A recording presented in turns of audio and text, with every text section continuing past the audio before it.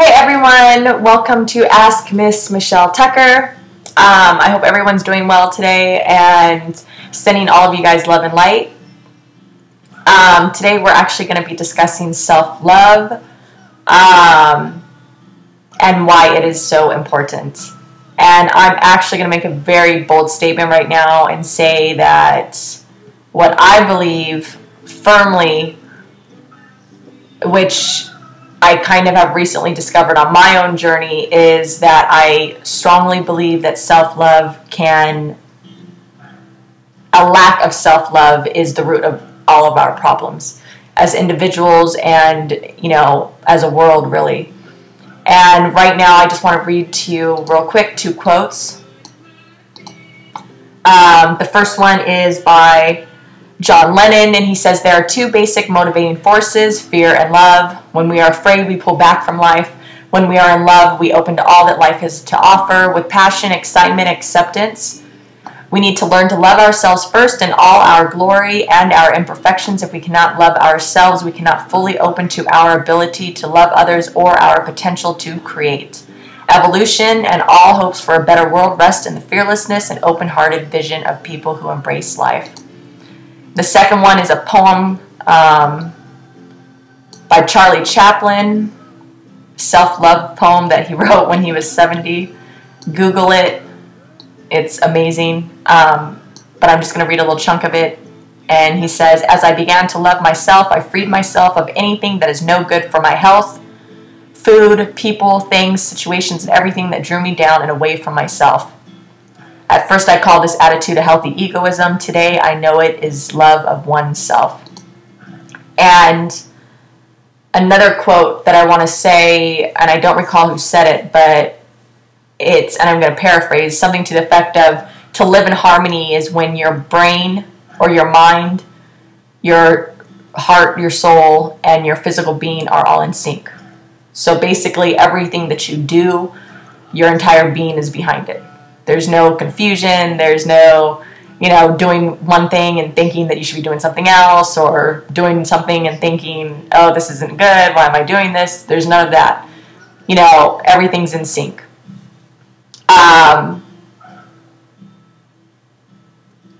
So, self-love, what is it exactly? Of course, self-love is taking care of yourself emotionally, physically, mentally, making sure that you're taking time out for yourself, when you need to rest, when you need to take care of your body, when you're running too hard, so much that, you're stressed out, being able to acknowledge that and being able to take the time away for yourself to take care of yourself. Self-love is also, making decisions that reflect that in your life. Having the kind of career that you're really, happy with, having the kind of relationships in your life that you're really happy with. But at the core,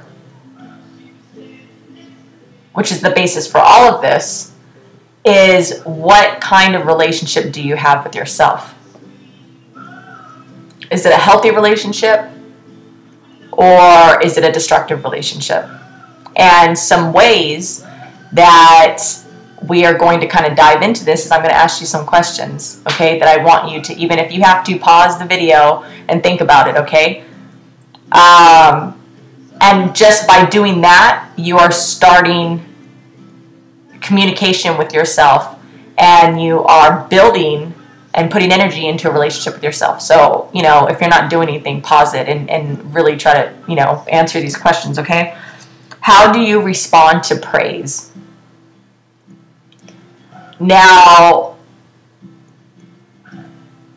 this is a big one. It seems so small, but it says so much. So, for women, a lot of women have issues with their body. When you get a comment, by, a guy, or, a woman if you're a lesbian, or, a guy if you're homosexual, because I'm saying this, I said it's to the ladies, but to the men and to the ladies. I really fucked up on that one. But anyways, you get what I'm saying. To everyone, when you get a comment from someone who is interested in you, or just, wants to say a polite comment about the way that you look, do you accept it? Are you open to it? Do you believe that they're being honest? Or is somewhere in the back of your head, are you telling yourself, oh, he's tripping, or oh, he must just want to get laid, or he's full of shit, or I don't look good today, I don't know what he's talking about? What are you saying to yourself in those moments?